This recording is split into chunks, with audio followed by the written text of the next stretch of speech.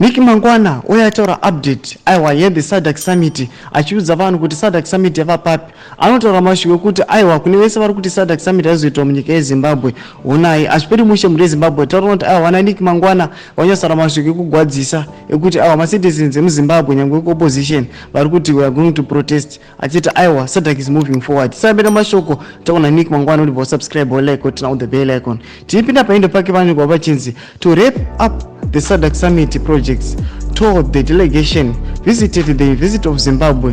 During the summit, His Excellency President Emmerson Mnangagwa would deliver a public lecture at the University of Zimbabwe, newly constructed Diamond Conference Center with the 6,800 delegates. Novati hashtag SADC 2024. Anu akambara mapictures samuri kuona mvideo ayo. Aturi kuona kuti aiwa atori sure kuti aiwa SADC Summit iri kuendera mberi. Vanhu vese vari kudzikisira vachiti summit iri fana kupostpone kana kubviswa munyika yeZimbabwe.